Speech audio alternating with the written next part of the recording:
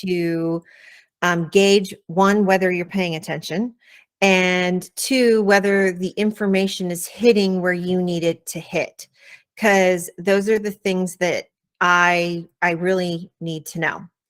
And it's always more fun when people ask questions than this whole talking head thing, because we get lots of talking head things, and yeah, kind of boring. So a little bit about me, because I don't know if everybody kind of knows where I came from.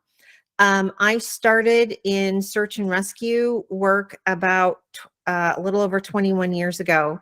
And this is my very first search dog, Talon, who it was, I believe, Steve White, when he was 7 months old, sat down on the floor with me and taught me how to use a clicker to train my 7-month-old border collie puppy, who really didn't like me at the moment, how to pick up something, because I had no idea about that newfangled thing called the clicker, and was very much stuck in the whole you do as I say thing, and very much had a border collie that told me to take a flying leap.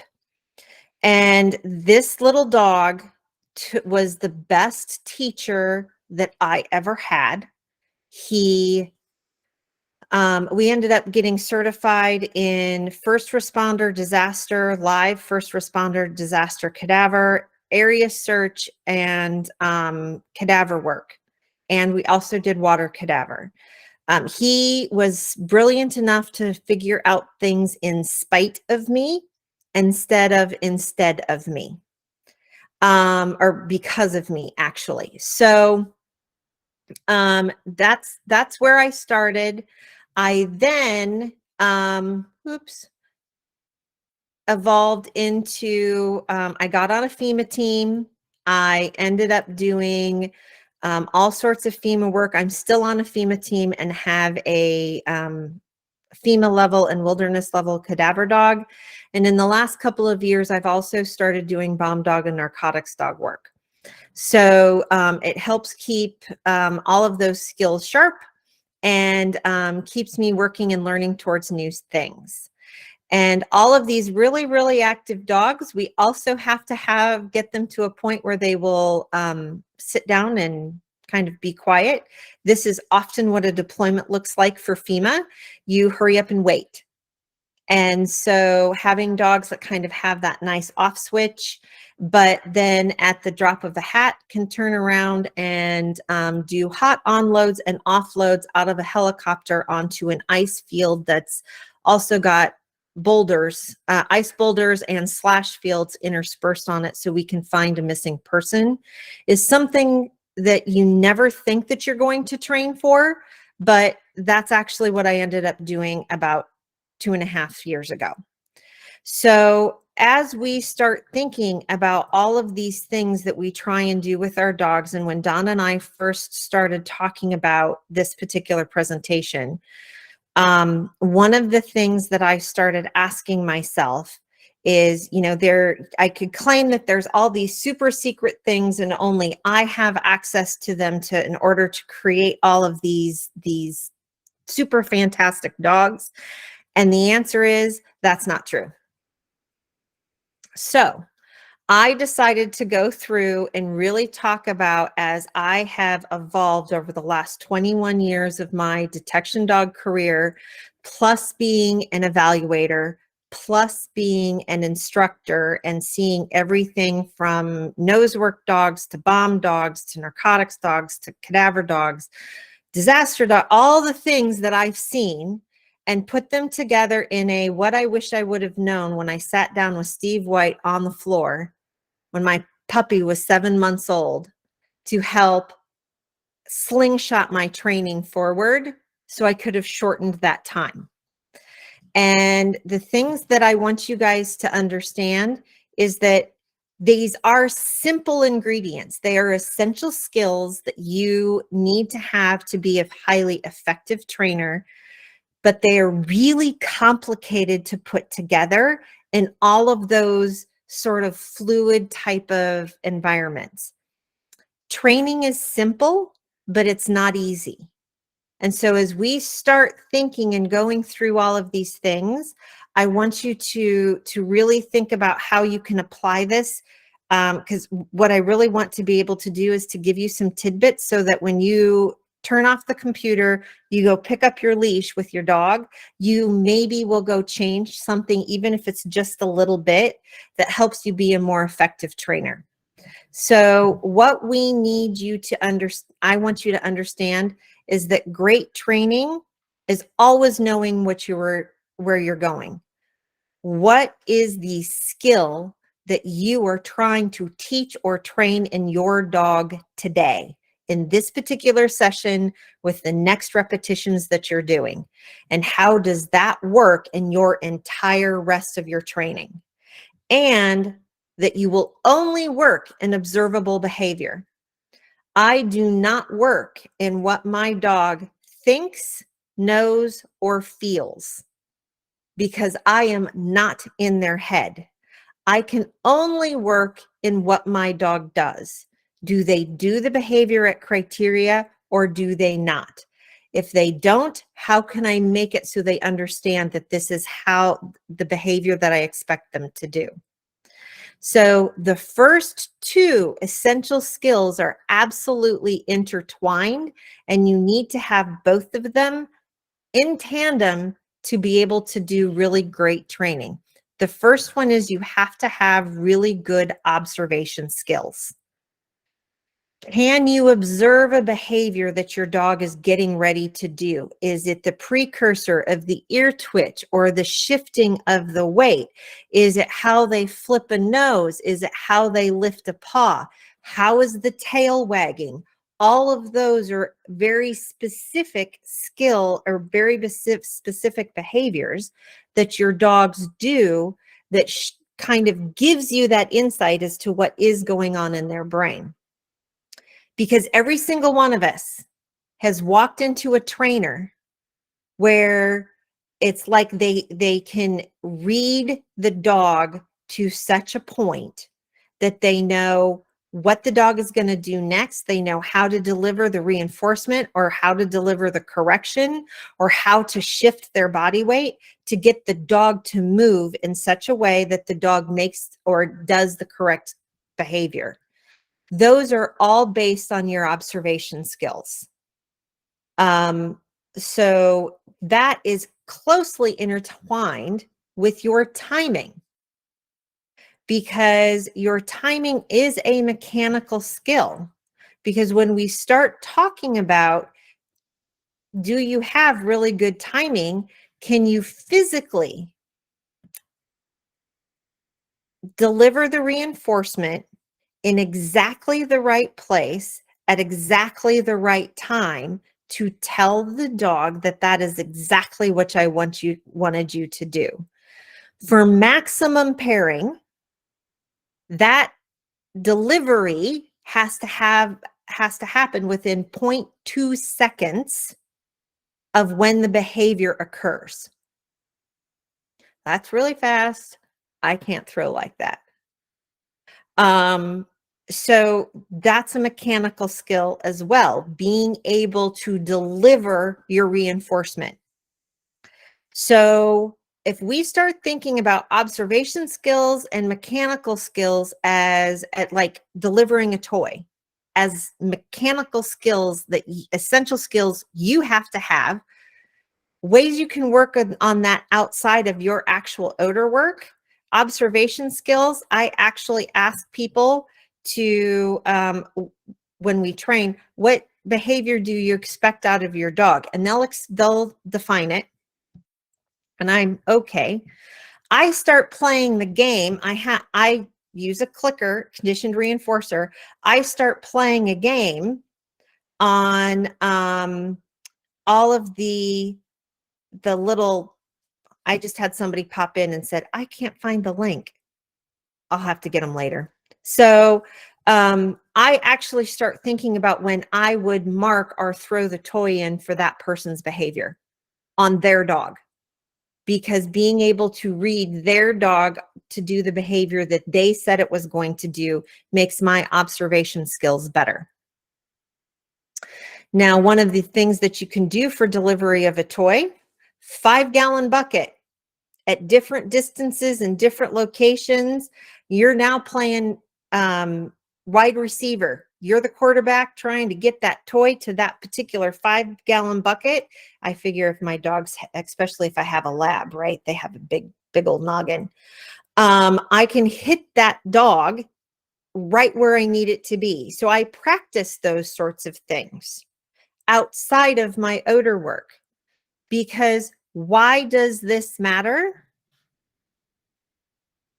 Because if you don't have all of those super duper magical mechanical skills, you have this really cool thing called a conditioned reinforcer.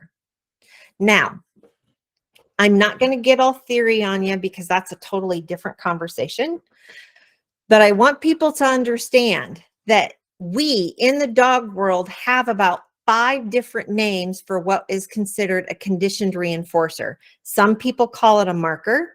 Some people call it a bridge. Some people call it just regular clicker. What we're actually saying is it is a conditioned or secondary reinforcer, meaning that that particular thing is always associated with a primary reinforcer. And notice I'm saying reinforcer, reinforcement, not reward. There's also a distinction in that, but that's okay. And so if we talk about a reinforcer or a primary reinforcer as something the dog loves, and a thing happens right before it all of the time, it automatically becomes a conditioned reinforcer. So guess what? You're already using conditioned reinforcers no matter what you're doing. A few examples are the Velcro on your pants. When you flip the top of your Velcro, your pants on your BDUs open, and they make the ripping noise to get your toy out, and your dog flips off of detection work because they're like, oh my God, Velcro! Because that is actually a precursor that here comes your Kong. I know handlers who've gone through and removed all of the Velcro off of their pants because they're like, why is my dog doing that? I'm like, just own it. It's okay. Just own the whole thing. You move to grab the toy when unless you're wearing super secret, stealthy fabric, your dogs can hear it. They'll turn. Mom moved. I'm going to turn. I'm going to see what they're up to. Because when they move, when they make that sequence of noises, oh my gosh, here comes my toy. When you pull the toy from its holder, whether, I stuff mine down the front of my vest, right? As I pull that toy out, it makes a noise. I say the word yes. That's a conditioned reinforcer because it is a predictor that the toy is coming. So go ahead and actually harness the power of that conditioned reinforcer and use it to your advantage. That's a really, really big skill that builds on your observation skills that can make some clarity in your training for your dog. And because what happens is as you're going through and you're working with your dog, you have an on-time conditioned or reinforcer or secondary reinforcer. Dog does a beautiful sit. Doesn't matter if it's a duration sit or if it's a quick sit. It's just the beautiful exact behavior that you want your dog to do. You do I'm going to flip up my pants to pull out the toy. The dog pops off. Okay, here's your toy. Go and fling it. It's perfectly fine. If you don't want the dog to break the sit, don't pop your Velcro on your pants open yet. Do the walking around thing, do the singing the national anthem thing, all sorts of stuff, which is a bridge, by the way. And then you pop open your Velcro pants. The dogs will learn, absolutely, I don't move until this thing happens and then my toy comes. What that actually gives you is if you use a conditioned reinforcer, remember that 0.2 seconds that you have? That just means you gain some space. I've made my click. I've said my yes. Now, when I try and pull the toy out of my pocket and it gets stuck, it's okay.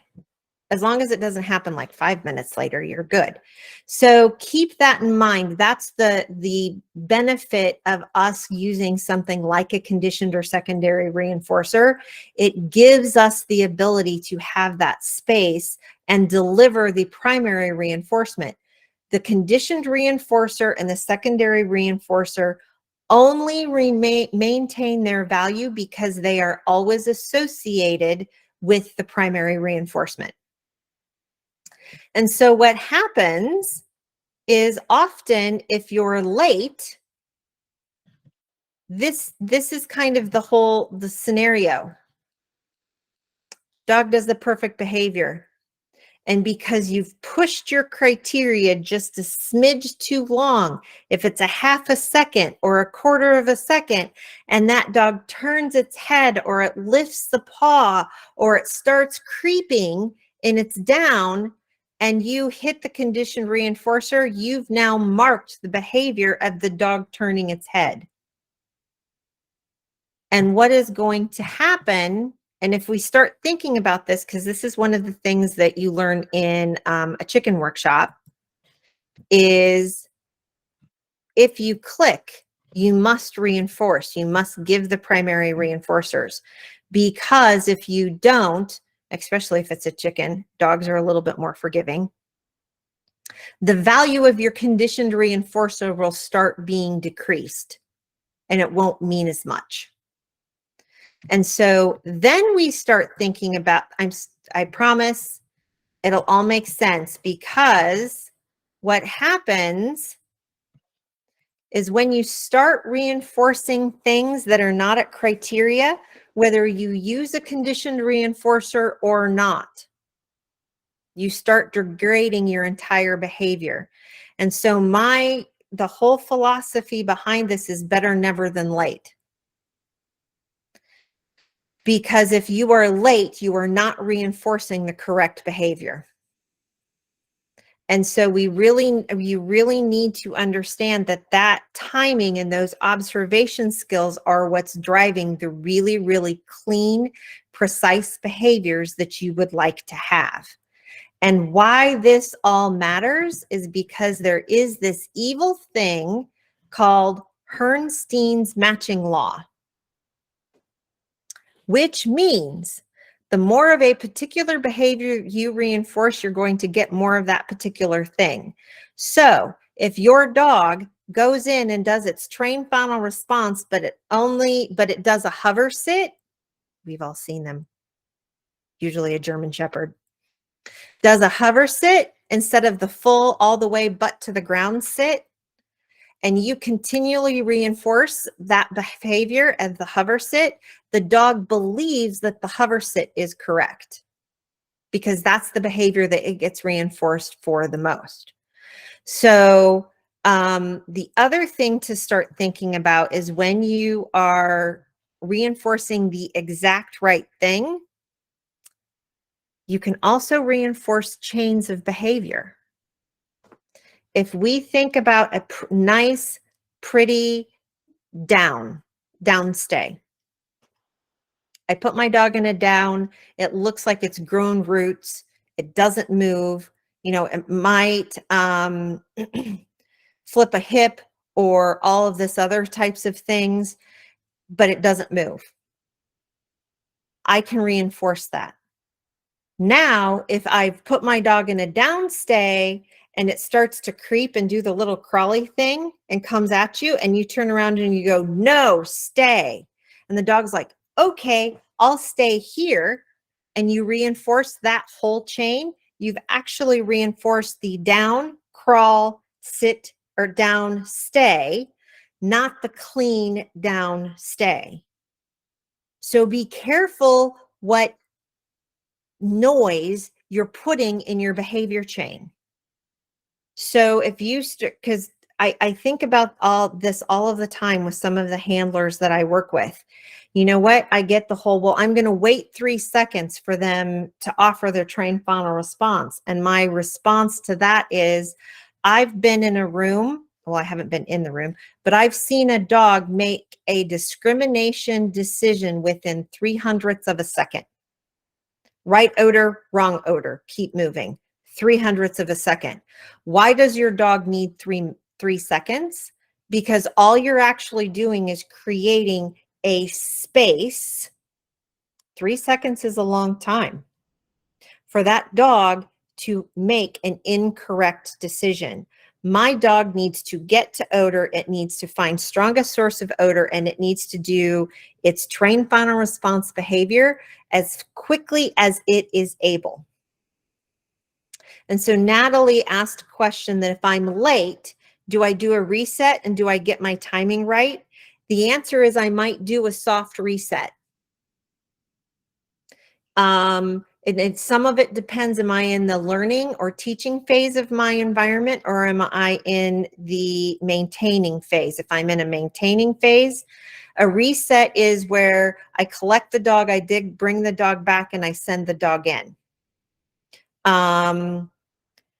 Those sorts of, that type of thing. If I'm in the teaching phase, what that told me is I shifted too much criteria. And yes, absolutely. If my dog is going in and it's doing the whole, oh my gosh, this is really interesting, I definitely would cue the dog to do it faster. Nose to odor sit, nose to odor sit, nose to odor sit. Now keep in mind the nose to odor sit, what is the precursor? The dog must understand and must be able to fully generalize the fact that when I say sit, sit means sit everywhere. It doesn't mean sit within 2 feet of me facing me. It means sit with its nose on odor, potentially facing away from me. If we stopped thinking about imprinting our dogs and started thinking about it more in the context of I am pairing a behavior to a stimuli, I'm putting a new cue on the word sit. If we started thinking about it like that, we might actually make some jumps forward in how much foundation work you did on the behavior before you exposed your dog to odor. Because if you've probably been in this world at all, you've heard the name it when you love it. I am only going to name my trained final response behavior when I love it. And that means my dog can do a sit. They can do a duration sit in all of these different locations in front of all sorts of different weird things and hold it until released. And then I will put it on odor. So start thinking about some of those things. How are you actually degrading your whole chain of behavior by allowing the shifts in your criteria? Because when you're teaching the dog, you must reinforce that the exact correct behavior or chain of behavior needs to be reinforced frequently, a high rate of reinforcement and without fail. So you were actually on a continuous rate of schedule of reinforcement, so that the animal can begin to generalize the behavior as the criteria is shifted to build confidence. Think about this in the whole context of the fact that you have a dog that sits really well in your kitchen. Because reinforcement's always available in your kitchen. But as soon as you go out in your backyard, the dog is like, I don't know what language you are speaking, because it's not the one that I know. And so that just means your dog has not done enough behaviors in the backyard to fully generalize the behavior. Dogs don't generalize well, we tend to try and think that they generalize faster than they actually do, which then creates gaps in our training. So be really conscious, and we'll talk about that in just a little bit, about how you're shifting your criteria. There are a couple of other actual mechanical skills besides like the biggies, like the 500-pound gorillas, right? Which are observation and your timing. And so when we think about timing, this is not only eye, mouth coordination, if you're using a marker word, eye, hand coordination to either be able to throw a toy or do a click. Not to mention on top of the hand coordination and muscle coordination to be able to throw the toy or whatever exactly where you want it. So, I might get hate mail for this, but everybody who does the whole, but you must hide the toy from the dog, and the dog has to think that toy comes from odor. Do realize that you are training a detection dog. They know exactly where the toy is at. And so just be very conscious of the fact that you have all sorts of other tools in your toolbox that you can use that doesn't make you do all sorts of weird contortions to get the toy onto odor. A couple of other mechanical skills that you need: leash handling. I really do prefer working dogs off leash because it removes me. And for my narcotics and explosives dogs, I absolutely also teach them to work off leash, even though they never do when we go out the door, like a search and rescue dog, because for me, it helps build confidence. Plus, I also do a reality checks on my off-leash control because I feel that that's really, really important. But leash handling skills, it's a dance, people, and you got to practice the dance. And by the time you put a dog, another little sentient being, on the end of a leash that has their own little motivators, and you've got a leash and you're trying not to trip over curbs and run into mirrors on cars, all of that, it's a balancing act. So that also includes your footwork and understanding body pressure, how you can push and pull a dog based on where your shoulders are at and how fast and slow you're walking, all of those things. Those are also mechanical skills. So as we went through, timing and observation skills are the two huge ones. The next one is understanding reinforcement. Because your dogs have pay scales. You need to know how much to pay and with what. It all matters. And so as I work through with my dogs, and the puppies that I currently have are puppies 11, 12, and 13 that I have pulled up from 8 weeks and pushed all the way through certification or almost certification. All of my dogs have pay scales. My labs have different pay scales than my, each one of them has their own pay scale. Now, people, and this is perfectly fine, people who have and are very comfortable with a certain methodology of training go out and pre-select dogs that have a particular type of pay scale. They really like Kongs. They really like tug toys. They really like tennis balls on a rope.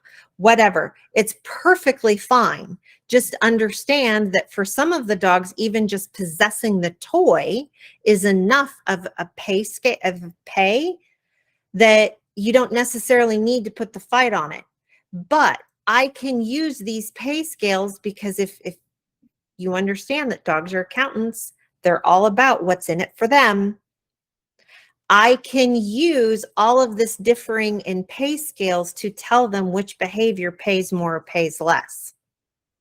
So with my observation skills combined with my timing, based on how and with what I reinforce, I can very distinctly tell, hey, dog, You get paid more when your nose is as close to odor as you can possibly get it versus sitting 4 feet away. Because technically they're not wrong, but they could be righter.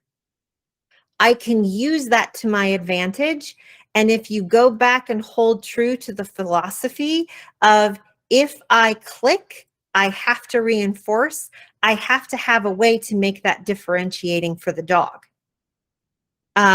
I could get into this whole conversation about location-specific markers and actually naming different reinforcements, but that still makes my head hurt, so I'm not ready to go there yet.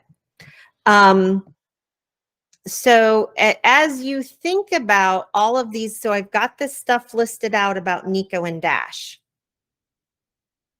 I can tell Nico that, hey, your nose as close to odor as possible and you doing a nice continuous bark because he's my FEMA-level cadaver dog, and that's the type of trained final response that FEMA wants, gets you a full-on huge game of tug.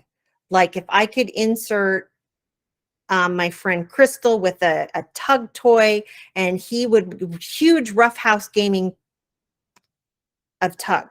That's an A+ reinforcer for him. An A- reinforcer for him is just getting to possess the toy.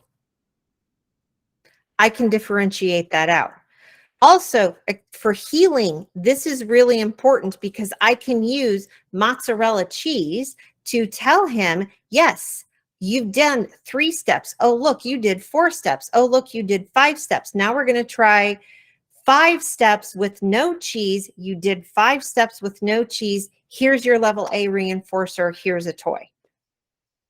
I can use those types of things to really help make things clear choices for the dog and move them in the right direction of reinforcing rehearsing the correct behavior instead of relying on, oh no, you didn't do 4 steps this time, you don't get a toy at all. If you want to use tools, and yes, I use tools. So when I'm talking tools, I'm talking prong collars, e-collars. I don't use e-collars. The main reason I don't use e-collars is because I don't know how to use them correctly, but I'll use a prong collar. And my whole goal, if I am using a tool, is how can I set up a training session that is clear enough for the dog that I don't have to use a tool, but if my ineptness makes me use the tool, I must use it fairly, and I can never use it in anger. Because the basis of most anger is unmet expectations, and if I've put too much expectation on my dog and they don't know what I'm trying to get, that's my fault, not theirs. So as you start looking, and I'm trying to give you all of this opportunity to look and really analyze what your pay scale is for your dogs so that you have the opportunity to really start planning out your training sessions. So, because really, really what we're trying to do with reinforcement, and this is why it's called reinforcement. Every time you reinforce a behavior, it makes that behavior stronger. You're putting coats of Teflon across all over that particular antecedent behavior association so that when under stress, it doesn't fall apart. So if I start thinking associations and reinforcing behaviors, this is the important part of it that I want you to think about with your reinforcers. And we often talk about, you know, I give my dog a toy and we play. Okay. Reinforcement is an event. One of the things that I see with a lot of toy play, if you think about toys, most of the dogs, especially those that are prepared by vendors or something else, just possession of the toy is so incredible, is the best, that they don't necessarily need to do a whole lot of play because that's how the dog has been conditioned and pre-selected for that. Perfectly fine. For those of us that are training or maintaining our own dogs, I have to figure out how to tell my dog, hey, you did this awesome, super thing. I'm going to continue to play with you. We as humans, because we are human, if the dog comes running up to us and shoves a toy at us, we will most likely play with the toy. If we have dogs that happen to be food dogs, and the dog gets its few strings of kibble and then continues to walk with us, what do we typically do? Start talking to the people who we were training with and not paying attention to the dog. So then the dog's like, oh, I worked that whole entire time and all I got was like basically 5 kibbles or 5 pieces of cheese that you stuffed in my face. And now I can go over here and sniff and do all of this other stuff. So I often encourage people who have food dogs that your sole job is to feed and socially engage with your dog through play and praise all the way back to the car, like you would be doing with the dog who was using a toy. Because if you don't, you are constantly telling the dog that you put forth all of the superhuman effort, and I'm going to give you 3 pieces of ham or 3 pieces of kibble. How about 10 pieces of kibble, not all in one hand, but dished out, telling you that you are the most super fantastic thing on the planet? That would be awesome. I also tell people, if you're going to use food with your dog, you now have to sing either happy birthday or twinkle, twinkle, little star in your head while you're feeding your dog. Because that, if you sing it really fast, it's maybe a 10 or 20-second thing. If you really draw it out, it could be 40. But think about how long a toy dog gets to play with their toy versus a food dog that gets to be fed food. This works really, really well for puppies, because puppies are highly food motivated but you're also working on the toy stuff, but their toy stuff isn't quite there. So you do food, fun food, fast food, all that sort of stuff. You can make food fun. Think about that as you're putting that in your reinforcement category of skill sets. How do you play with your dog? How does your dog like to play? Nico loves a rousing game of tug. He's a Dutch Shepherd. The Labs really, really want to play fetch, except for Ember and Flair. When they really get roused up, Flair wants to play tug with a ball and a string, and Ember wants to run back and forth through my legs with the ball in her mouth, and I scratch her sides and telling her, oh my gosh, you are the most thing on the planet, in the voice of a young girl who just won a free pony. So I think that, yes, and those of you who are working with people who are reinforcing your dog, those people are actually the people training your dog. So having very, very strict rules on how and when, and, nope, you must play with my dog for 10 throws, like Lacey said, before you can even talk to me. Give people rules. Highly important.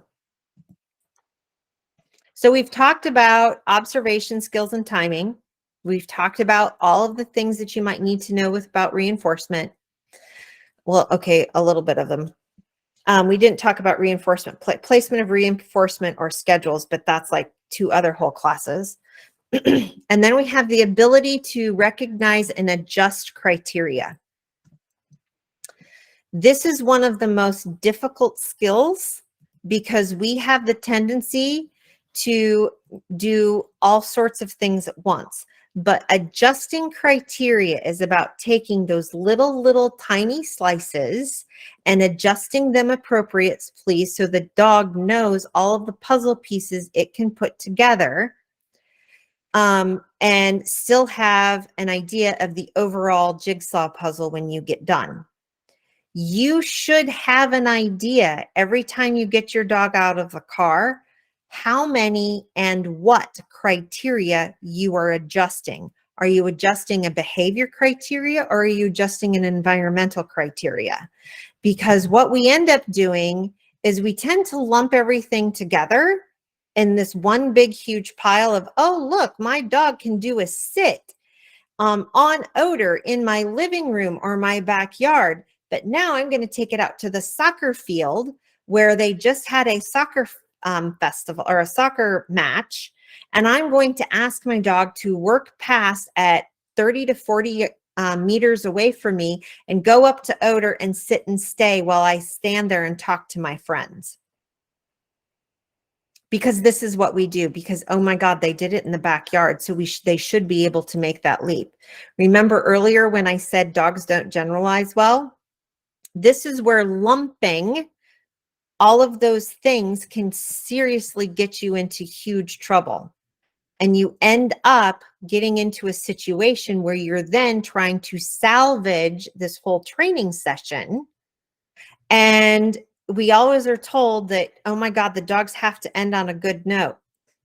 No, they don't.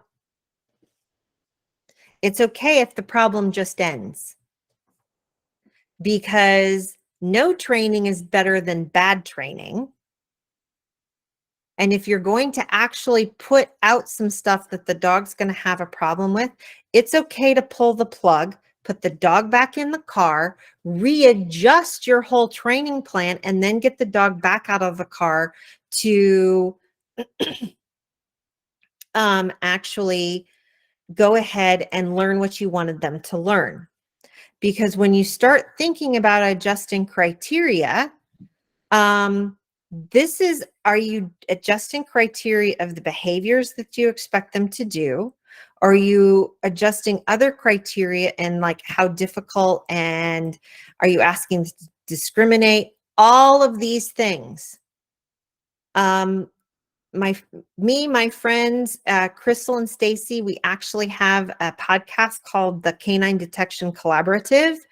We did an entire episode on the D's. We thought we were pretty funny, so I'll warn you ahead of time. About all of this, the different types of D's that you can do. And one of the things I want everybody to think about, and you now have homework, is to write down all of these different D's and start writing out definitions for yourself. When I talk about difficulty, this is what I mean. When I talk about discrimination, this is what I mean. When I talk about duration, is it duration of how long the dog has to search, or is it duration of how long they have to hold their trained final response? Those are different definitions of duration. So you need to write those down, or at least clarify them in your head. Writing them down would be awesome. So that when you start adjusting those criteria, you actually know, this is what I mean when I say I'm going to do this. And then you practice setting up the problems. So in the skills we talked about, we just talked about criteria, progression plans. Now, one of the things that I have really been looking at, and I was lucky enough to get to go through the Scandinavian Working Dog Institute's Master Canine Trainer program. And they have incredibly minutely planned out, meticulously planned out progression plans.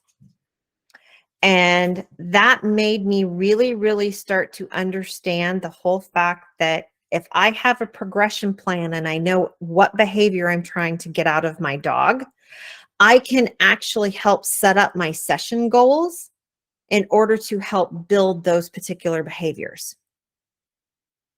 You can also manipulate your environment. Because if you don't know where you're going, which is what a progression plan is actually going to tell you, right? I know that I need a 10-second sit and stare on my dog. You don't get to a 10-second sit and stare without going through seconds 1, 2, 3, 4, 5, 6, 7, and 8, and 9. So how are you going to get all of those instead of trying to jump to just 10? And can you measure it? Because really, really good trainers measure their behaviors in their training, because that's how the dog tells us what we're measuring or what we're training. Because remember, you get more of what you reinforce. So those progression plans are really, really important. And here's the other thing that I'll warn you. If you have anyone that you train with, or you show up at any location and someone says, well, let's just let the dog figure it out, or we're just going to throw out a hide, or let's see what they do, or any type of variation of those particular things, if you are working on very specific things with your dog and trying to train a specific goal, don't run your dog, or let somebody else run their dog first, so that you can then figure out how you're going to adjust all the rest of your criteria so that you can still get the behavior that you want. Because the last thing that we really, really want to do is to throw out a hide. And since we now know, according to Herrnstein's matching law, if your dog goes in and you click the right thing or click the wrong thing, think about it this way. You now have to do the right thing 7 times to make up for the wrong thing that you just clicked. That becomes really expensive. Right now, I'll tell you, outs for my Dutch Shepherd are really expensive. If I think of it on a pay scale, to get him to out his toy after we're doing detection work, highly expensive. So what I have done is I have modified the structure of our training sessions to know that I will only get so many repetitions in. So I better make those repetitions count, but that we are also always working on outs, because those are very expensive. So for every time he has to out, I know that it actually costs him about 4 regrips or get it. That's my world. Here, you can have your toy back, out, have it back, out, have it back, out, have it back, out. Good. Let's go find another odor. I know that I've built that into my training sessions, because otherwise I'm not going to get him to out. So this is something I want you to think about as you're going and training with other people. How can you modify what other people have set up so you can still teach the lesson that you want your dog to learn? And when you're starting to shift a whole bunch of criteria at once, there is a huge power of doing one and done. And I don't mean that that's the only one that you can do that entire training session. I mean, that's just one hide. Because what we all have the tendency to do, I don't care if you're a bomb dog handler or a cadaver dog handler, the area search people get away with this a little bit more than, because they just have one person out there. But we have the tendency to set out 3 to 5 to 7 hides, and we believe that we must run our dog on every single one of those hides in sequence before you actually which then means that you are probably degrading the criteria that you're actually working on in your training session. And it becomes basically a train final response drill for your dog. So there is a power of one and done, especially with really young dogs, and especially when you're trying to fix a training issue that you have developed somewhere else in your training.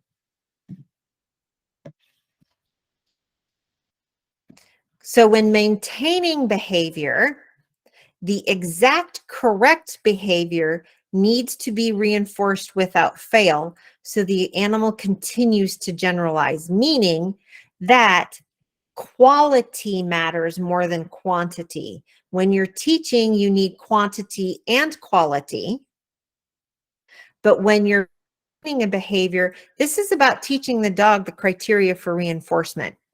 I need you to find this thing, and I need you to do the thing, and I need you to hold the thing until you can get the thing. That was a lots of things, but can the dog actually do that?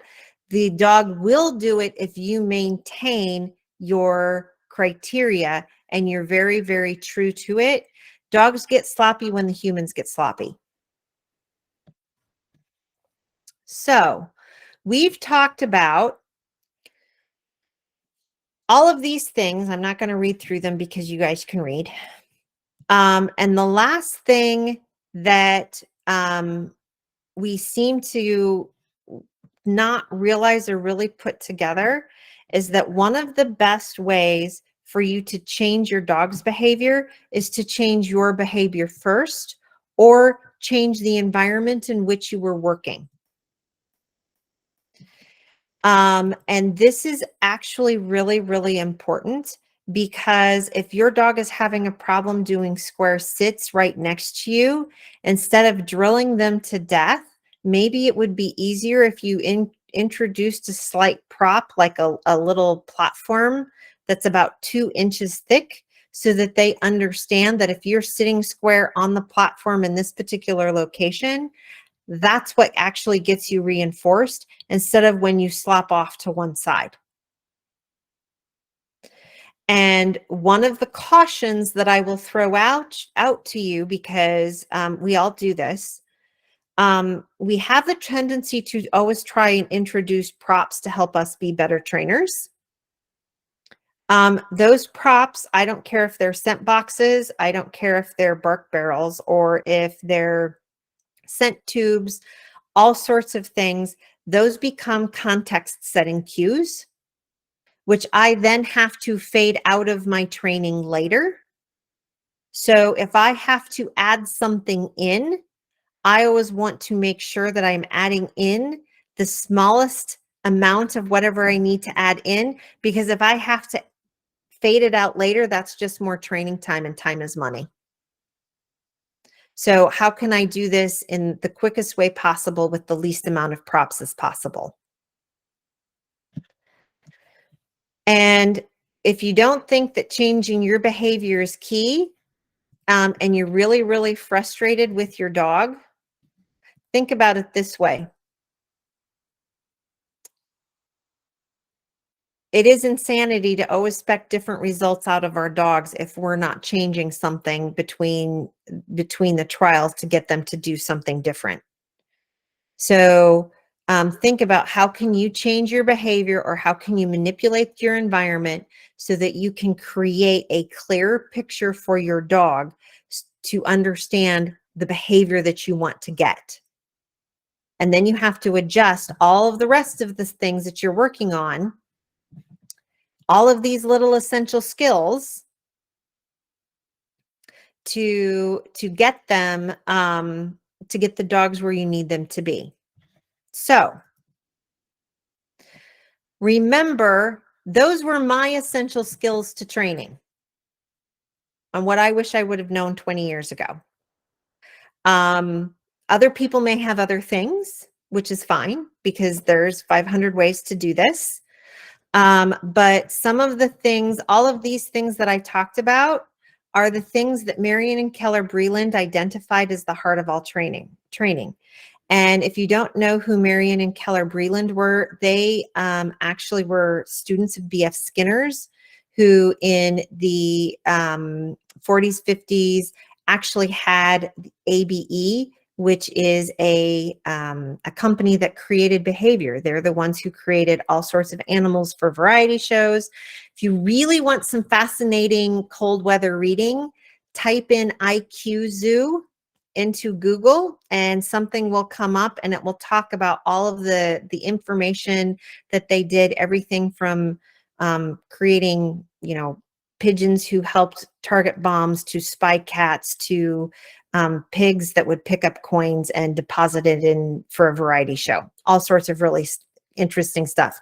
So this is what they believed, and they know, and it has proven out to be the heart of all training. So we are trying to build dogs that are fluent in their behavior in all environments. I don't care what type of detection work that you're doing. It's most likely trying to convince another sentient being that finding and telling you about whatever odor or scent is a life and death job, and that they should do it for the equivalent of playing with you with a $15 toy. So that's something to always keep in mind, especially when your dog up and goes off and does something else. Are you paying enough to have the dog play the stupid game that you want it to play? Because if you're not, then you need to go back and you need to look at your timing criteria and rate of reinforcement. So, here's some of the other webinars and stuff that I have going on in 2022 and 2023. You can keep a lookout for them on the Canine Census website or the Canine Census Facebook page. You'll also hear us talk about all sorts of, I'm sure, really entertaining stuff on the Collaborative, which is the podcast that we do. And this is how you find me, or you talk to Dawn and you find me through Dawn. Now, because I know that was a lot of information in like an hour, I created a cheat sheet for you, but I did not give it to you until now because I know every single one of you would have gone out to the web and you would have been so worried about printing off the cheat sheet that you wouldn't have listened to me. So here is how you get the copy of that particular cheat sheet. You should just be able to print it out. It's in a PDF and go from there. So if you have questions, now is the time to type them in the chat. And I know Catherine said, how do I curb my Mal from jumping on subjects and field support when I reward without negativity impacting his reward or reinforcement? One, present low. And really, so because everybody has the tendency that when they reinforce, they kind of do it up here.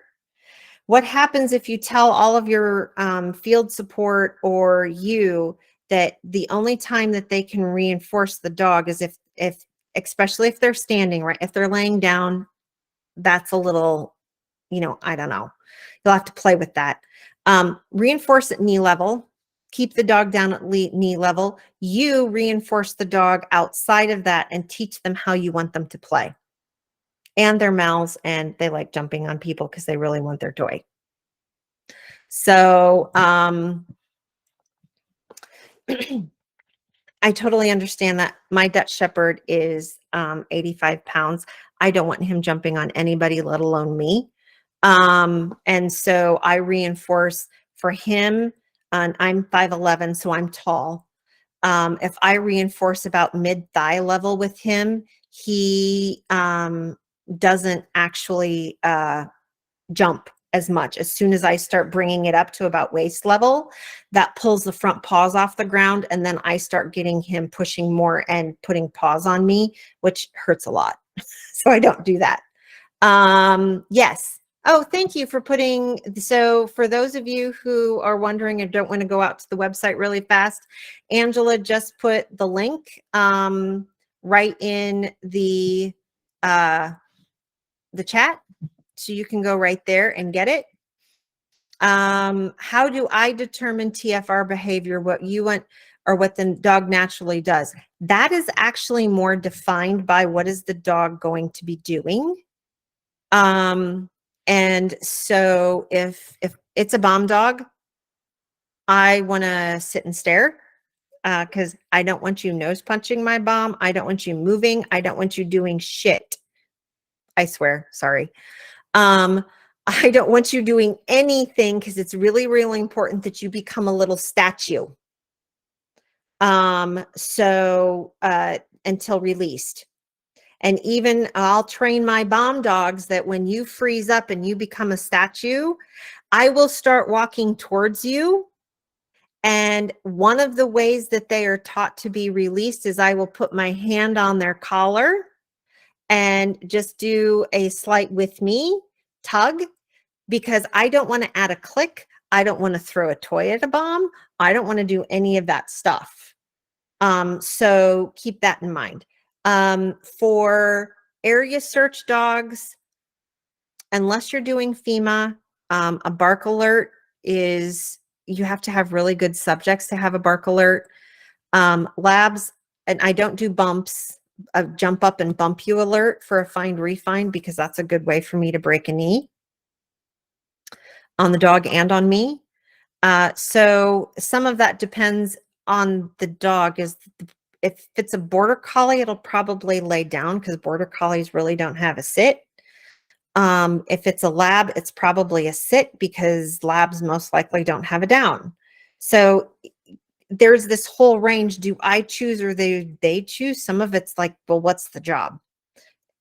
Pointing has actually become very popular in some of the detection dog fields. Pointing is great as long as you have a trainer or a handler that has the skill set in order to maintain a point. Because if you actually think, what is a point? The dog must stop, stand, stare, and stay. 4 different behaviors. Can you maintain that? As soon as the dog shifts 1 foot, they have not maintained their stop and stay. And so that goes back to your observation skills. Can you slice really thinly? Let me see. I missed one up here. 20-month-old shepherd, not excited to search for odor the way he works for his toy. Also, he works great at home and has low drive away from home. Yes, you can never do too much basics. You know what? Take his toy out. Do searches for toys in unknown environments. You can fluctuate your criteria. Reinforce nose to odor in all new environments. Work on the train final response outside of that whole entire chain. Some of this is me just giving you an idea of this is how I would first start it. If you're seeing a dog lose the enthusiasm for the search, that means the reinforcement toy is too far away from the search part of your entire chain. So shorten the chain. I reinforce for a good search, then I reinforce for a good locate, and then I reinforce for a good train final response, and then I do the whole thing together. So yes, the secret sauce, timing criteria and rate of reinforcement. Yes, speed drills or speed games. If you get a chance ever to do a workshop with Craig Schultz on speed games, we call them speed games. He calls them speed drills. If I can't call them games, you all will have much more fun than if I call them drills. Would you consider this to be part of the secret sauce, or do you apply the sauce to search and drills? Timing criteria and rate of reinforcement is the foundation of all training. It is the secret sauce. Knowing how to do that dance appropriately it's kind of like, the Big Mac, their special secret sauce is actually Thousand Island dressing. But that's your super secret sauce is timing criteria and rate of reinforcement. And Craig absolutely says 99% of your problems you have an app for that. It's actually called rate of reinforcement or reinforcement. 7-month-old puppy.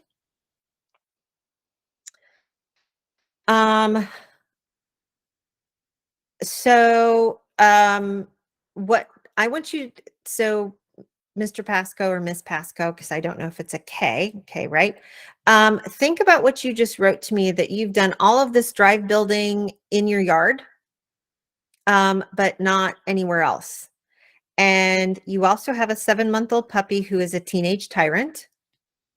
And My suggestion is if they are not playing the way that you want them to play, you need to generalize that play in more areas before you start adding it onto your whole search chain.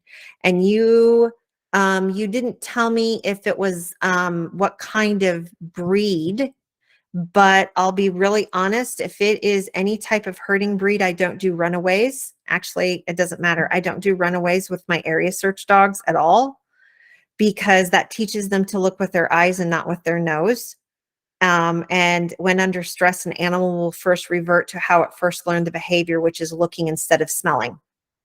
I went there sniffing to go faster than their eyes looking. So 7 months old, he has no idea where he's got 4 paws yet. Yes, you need to, if you would stop doing all sorts of everything else, but doing engagement work outside of your yard, that will pay dividends in about 3 months. Take the time, build the engagement. Crystal Wing has some fantastic stuff that can help you with that. She's CB Wing on Facebook. Or shoot me a note and I will connect you with her. Long extended behavior chains. Do I apply similar to build resilience in the face of mental fatigue, distraction, and reinforce a strong extended search phase? This is one of the places where I will insert cookies for 2 reasons. One, thank you for doing really good searching and remaining focused and running around like a dog until odor slaps you in the face, and probably not chasing the random rabbits and everything that were out there. And 2, the machine needs fuel. So I can provide them with fuel by giving them treats. So yes, I'll reinforce that. And then when we have a find after an extended search phase, especially in training, it's an easy locate. And Steve probably should recognize this. It's an easy locate, and I'm going to pay for a really, really fast train final response. So search, locate, report. That report behavior is also done. It might be for a half a second sit, but your butt hit the ground. Yes, you're done. I'm going to pay huge because it was a long search problem. By you using a different pay scale for reinforcement, are you causing confusion in the dog? Welcome to most of dog training. It depends. It depends on what you're using it for. Are you using it for the ability to differentiate out this behavior pays better than this behavior? Are you using it so you can get more repetitions? I can get more repetitions out of Nico doing to teach a brand new behavior. Do a pivot, put your paws on the stupid thing. If I had to do that with a toy, we would spend like 5 minutes doing outs, and then I'd get 1 repetition of put your paws on this thing. But if I can do it with a cheese stick and get more repetitions, and then when an awesome one comes along, jackpot, here's your toy. We play a lot, we're done. So think about how you're using it. So the answer is if it's creating confusion for you, take the time, sit down, write it out. I do some of my best training sitting behind the wheel of my van because I plan out my entire training sessions. This is the lesson I'm going to teach. I'm going to get there. This is how I'm going to set it up. The dog gets out of the car. I've changed 1 or 2 criteria. The dog says, yep, got it, Mom. Okay, I now know that I need to set up that type of thing in 2 more locations because I need it in repetitions of 3 to make sure that they understand the concept. And then I can shift another criteria. With recall refind, I love markers, but it's very awkward to mark the dog when he is doing a recall refind and start staring at the subject, say 20 feet away from me, because that draws his attention to me rather than to subject loyalty. Okay. So, bullshit flag on subject loyalty. Yeah, I'm going to get hate mail for that one too. So the whole thing is the whole concept of subject loyalty, if we would actually start thinking about it, is the dog gets to the subject and stays with the subject until released is what? It's a contingency for reinforcement. We just use the prop of the subject having the toy as the prop to get the dog to stay there, because they're most likely going to get reinforced from there. If you would think about your live fine dogs as more of like a cadaver dog. My dog has to go out to the person. They have to come back to me. They have to do their sit. I say, show me. The dog goes back to the subject or the dead guy or the piece of dead guy. And he's sitting and staring at the subject. If you mark them from no matter where you're at, it doesn't matter, then the person can reward the dog or the dog can come back to you for reinforcement. You've marked the entire chain as being correct. And you can also tell the person, you can give your subject the marker cue so they could do it. That's one of those things where you start getting into, is it because it doesn't look like how everybody else is training? Or is it the fact that the dog is clear on the criteria, but you're trying to impose other things onto the dog? So this is where you have to go. This is one of the situations where you look at people and you're like, okay, thanks. And you do the way they expect to see it in training. And then you go home and train it how you know is going to be clear for the dog. Going to get hate mail on that one too. So cookies work. Teach, train, test ratio. Teach, train, test. I spend 30% of my time teaching. Yes, this is the thing that I want you to do. This is the thing I want you to do in all of these different environments. And I actually have a whole thing that goes, it's like a combination of row your boat and green eggs and ham that I put together that helps me figure out how all of this works together. So it's 30%. 30% might be a little bit much, but keep in mind, I've got puppy brain at the moment. So 30% of the time teaching, then now you're making me math. All but 5% training, and then 5% testing. And when I say testing, I'm talking true double blind, I don't know where it's at type of testing. I will do functional assessments in my training that shows me gaps in my teaching. So then I go back to teach and then I fall back into training. So we often tell people say, trust your dog, trust your dog, trust your dog. I trust my training because if I have taught my dog, I've trained my dog some more, and then I test my dog, and then I go back to training my dog, only then can I actually trust my dog. It is my job to make sure that my dog's nose gets in every place it can get in order to find odor. It is my dog's responsibility to actually tell me the odor is there. We both have our lanes, but I have trained my dog to the point that it should be able to do that no matter what I am doing. Blank searches, should we really incorporate this into our training? Absolutely, because 99.9%, especially if you're search and rescue or explosives detection, you're doing a ton of blank searching. We are terrible at this. Yes. Most people are terrible at this because why? We're animals too, and what's reinforcing for us is to watch our dogs find stuff and do their trained final response, because then we get to have a party. So you also have to remember that there are human animals in the room, so make sure that you adjust for that.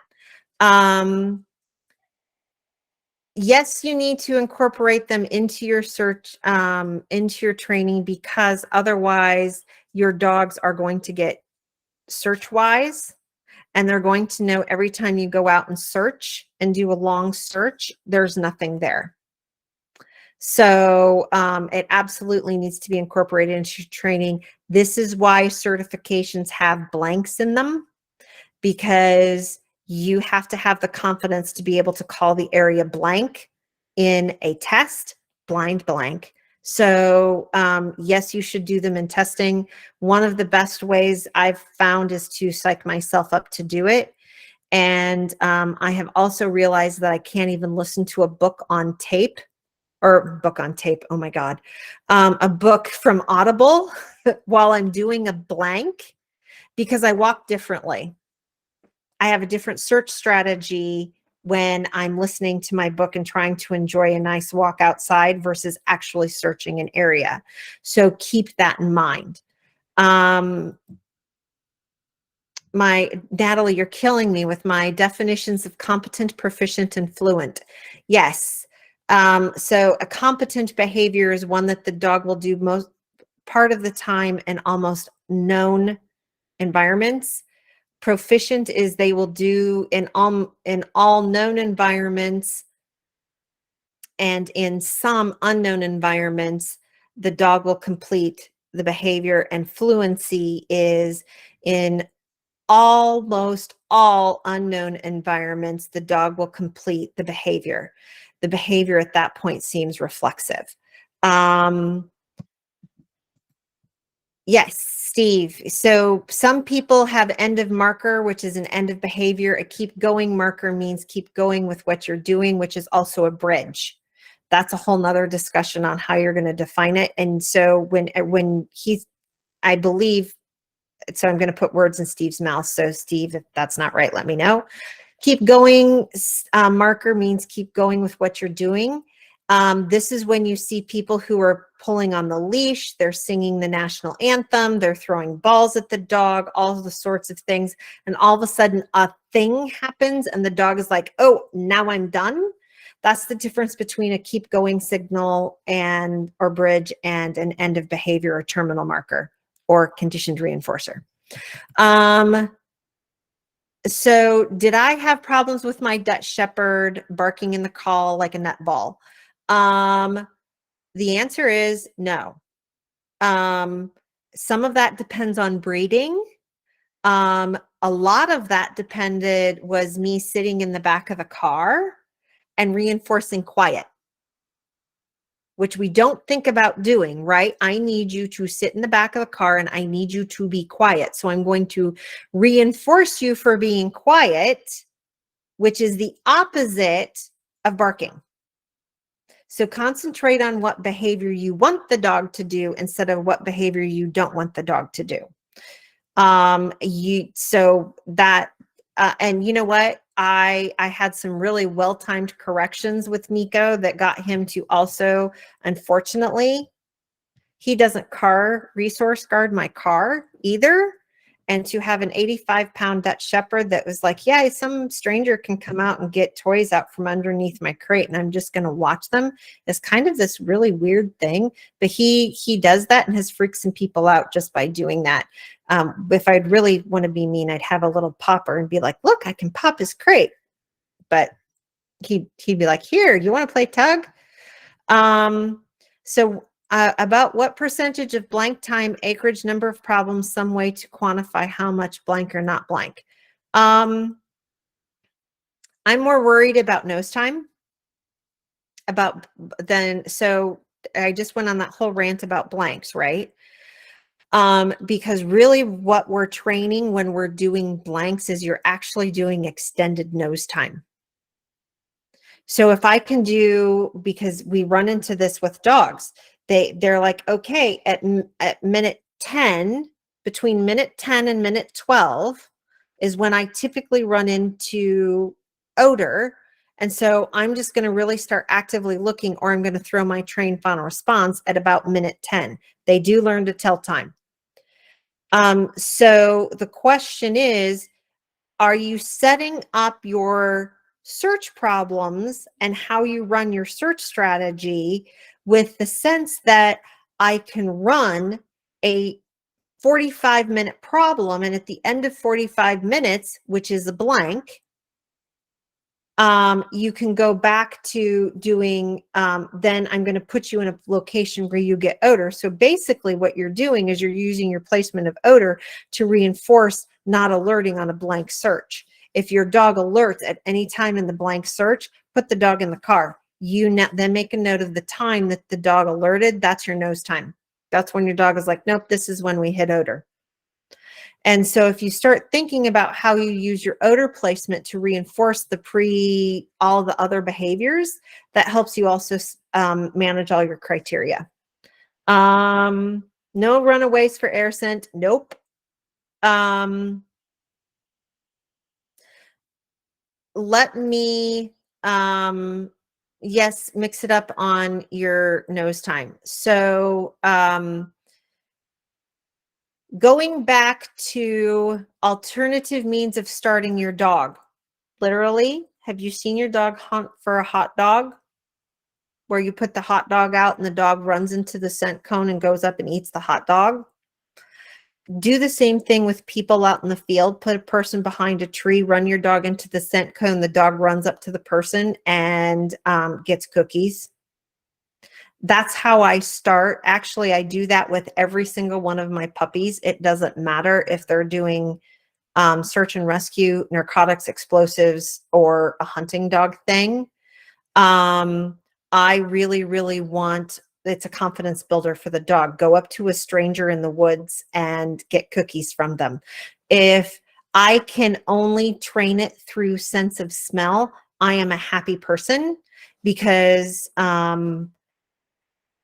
that's going to require you to actually know how odor is presenting, or scent. It's a live human, so it's scent in this case. So make sure that you know how odor is presenting. It doesn't really matter. It's a puppy. They're running up to this person. They're going to get cookies, and then that person is going to play with them or whatever all the way back to you. And you can start the whole process over, have that person stay with you. You could do this in a repetition of 3 or 4. Now, be conscious of the fact that you are dealing with a teenage tyrant, and the fact that every time you are letting your dog go into their person and not do their trained final response, you are putting a deeper reinforcement history and going into that person and not doing their trained final response, because that person and locating that person is actually the cue to do the next step in the behavior chain. Do you have that next step in the behavior chain put together?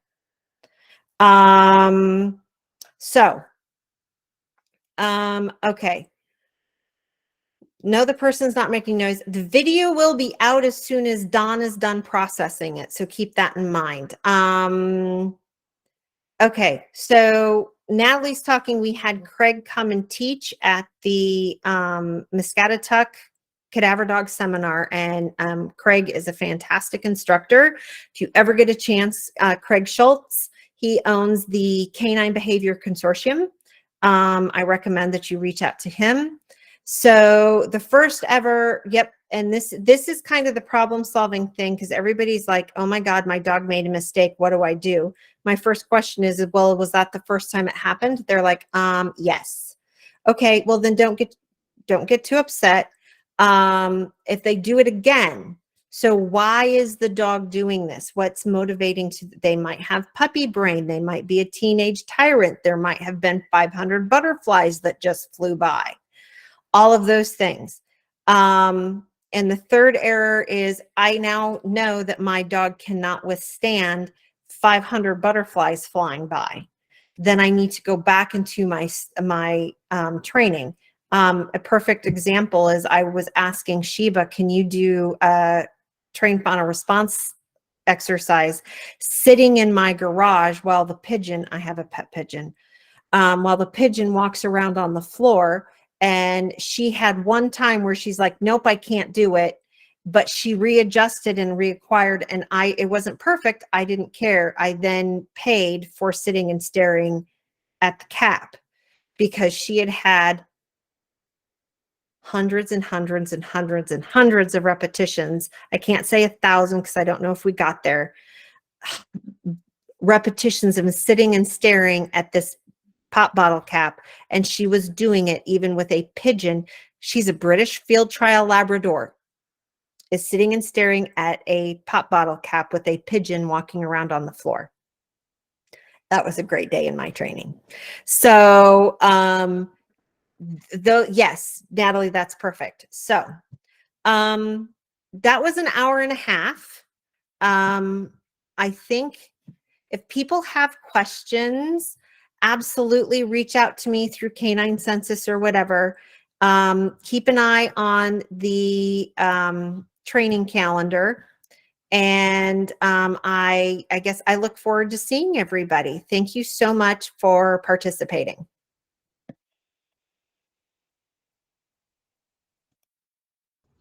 That was fantastic, Robin. I was sitting back here thinking about all the things you said, and you just talked too fast for me. It was very good. Thank you. For those that want to look at the video, we're going to have it up. YouTube is in the process of changing sites and information and all that. They're calling it handles now. So USPCA YouTube site is on youtube.com/@ USPCA Canine. So there's a bunch of USPCA canines because we have a lot of different regions that belong to us. So that's the main one. And Robin's videos are so good. It's usually just one and done, and it all checks out. It's very good. So I thank you very much for attending. I think it was a lot of really good information. I'll tell you, there are things that she said that I used to use when I was doing credible threats training bomb dogs in the Middle East. So it is good stuff. And I thank you, Robin. Thank you, Don. Anybody have anything they want to just talk about before we go? Okay. It's a wrap. Thank you. It should just take me a couple of days and it'll be up. I really appreciate the attendance. Very good. Nice, Robin. Thank you. Thank you.